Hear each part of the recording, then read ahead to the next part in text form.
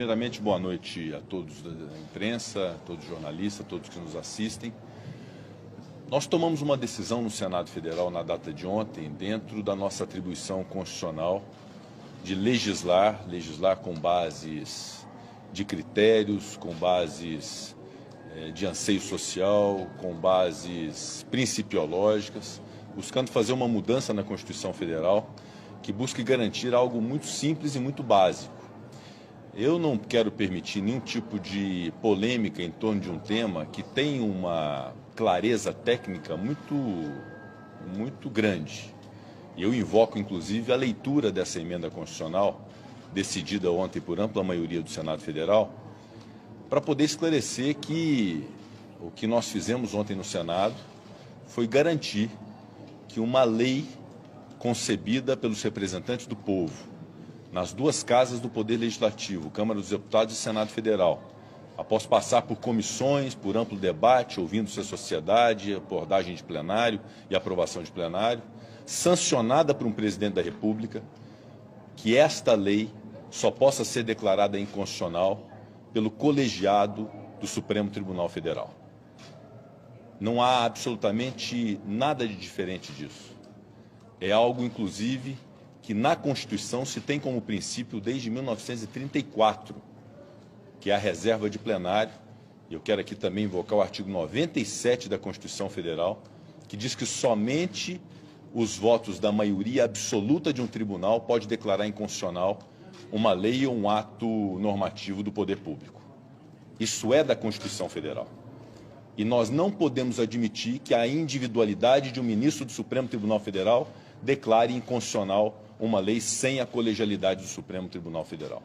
Portanto, eu não admito que se queira politizar e gerar um problema institucional em torno de um tema que foi debatido com a maior clareza possível, que não constitui nenhum tipo de enfrentamento, nenhum tipo de retaliação, e nós jamais nos permitiríamos a fazer isso, porque é algo puramente técnico de aprimoramento da justiça do nosso país, que vai ao encontro de um princípio constitucional que deveria ser aplicado no Brasil e que não é.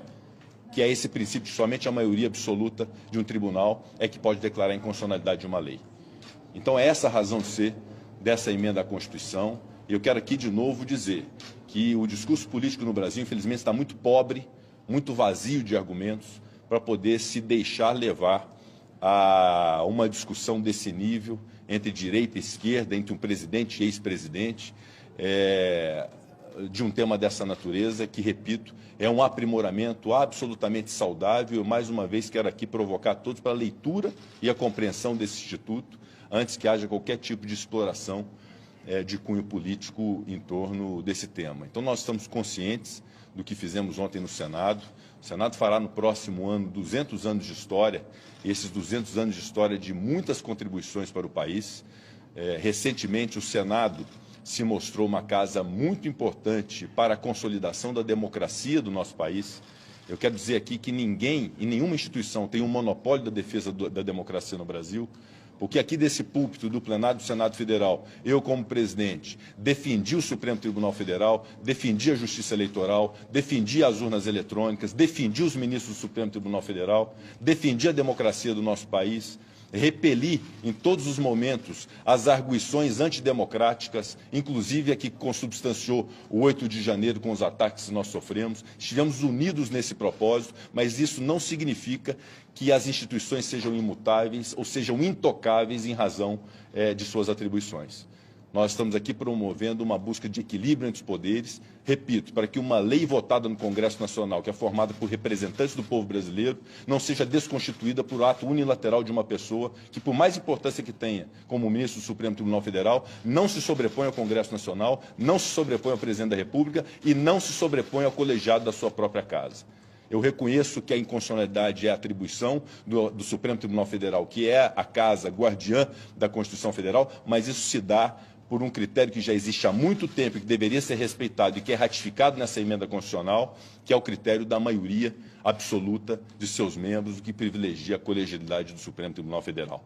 Eu não me permito debater e polemizar nada dessas declarações de ministros do Supremo Tribunal Federal, porque eu considero que o Supremo não é palco e arena política.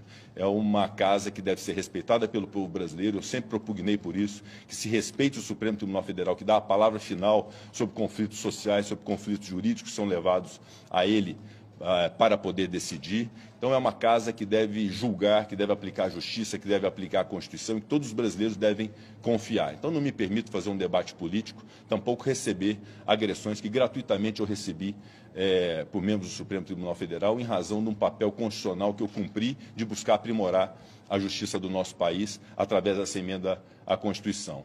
E quero dizer que nós continuaremos cientes da nossa responsabilidade constitucional, porque nós representamos mais de 200 milhões de brasileiros, nós somos votados, eu tive mais de 3 milhões de votos no meu estado de Minas Gerais, outros senadores foram votados para representar o povo brasileiro. Nós vamos continuar a buscar fazer o bem para esse país, de defender a democracia, de defender as pessoas que precisam nesse país de uma política que seja uma política madura, respeitosa. Eu jamais vou me permitir estabelecer e inaugurar qualquer tipo de crise institucional, mas devo aqui afirmar e reafirmar o nosso compromisso do Senado Federal com uma política de qualidade, com respeito à Constituição Federal, com respeito à sociedade e na compreensão de que as instituições estão suscetíveis a aprimoramentos para melhorar a sua atividade, e é isso que significa essa emenda constitucional que foi votada ontem no Senado Federal.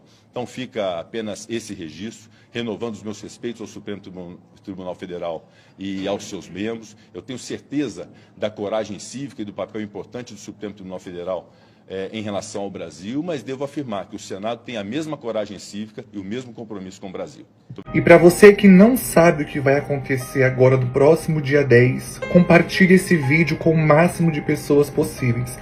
Eu me chamo Salomão Vieira e o ministro Alexandre de Moraes mandou me prender. Aqui está o meu mandado de prisão, que só vence em 2043, porque eu estava, dia 8 de janeiro, na Praça dos Três Poderes, em Brasília. Eu não quebrei nada, não depredei nada e também não sou a favor de quem assim o fez. A única arma que eu tinha nas minhas mãos era essa Bíblia e uma bandeira do meu país. Eu estava lá de forma pacífica, ordeira, como nos permite a Constituição.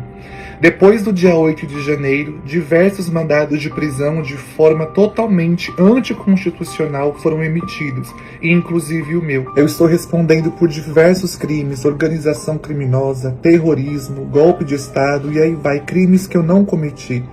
Quando eu soube que eu seria preso injustamente, eu fugi do país, atravessei a fronteira e fazem 11 meses que eu estou longe da minha família, longe da minha casa, porque se eu colocar o pé no Brasil, eu sou preso, sem ter cometido nenhum crime, nada de errado. E o que é que vai acontecer dia 10 agora? Quando o ministro soube que eu fugi do país, ele mandou bloquear todas as minhas contas bancárias, inclusive o que eu ganho cantando no YouTube, porque eu sou um cantor evangélico. Nesses 11 meses, nenhum deputado, senador, direitos humanos, ninguém consegue fazer nada. Estamos todos esperando por um milagre. E no Brasil, eu era o provedor da família. Eu tenho uma mãe, eu tenho 2 irmãs que dependem de mim e todo dia 10 vence o aluguel delas. Inclusive agora, dia 10, eu tenho que mandar o aluguel, eu tenho que mandar o dinheiro da alimentação, eu tenho que ajudar a minha família. E aqui nem emprego eu tenho porque eu não estou mais nem legal onde eu estou. Até o meu refúgio foi cancelado. Eu estou aqui fazendo o que a palavra de Deus manda, comunicando as minhas necessidades com os santos. Eu quero pedir a sua ajuda, por favor, nem que for com R$1, para que você ajude eu mandar o aluguel e o sustento para minha mãe e as minhas irmãs. Como as minhas contas foram todas bloqueadas, eu estou utilizando esse mês a conta da minha amiga, da Bruna. O Pix é o CPF dela, esse aqui, ó, 413 660 708 36, repetindo, 413 660 708 36, é o CPF dela, Bruna da Trindade Silva, do Nubank. Nem que for com R$1, eu não sou terrorista, eu não sou criminoso, eu sou patriota, pessoa de bem. Eu creio que isso um dia vai passar, mas enquanto não passa, a minha família precisa de ajuda.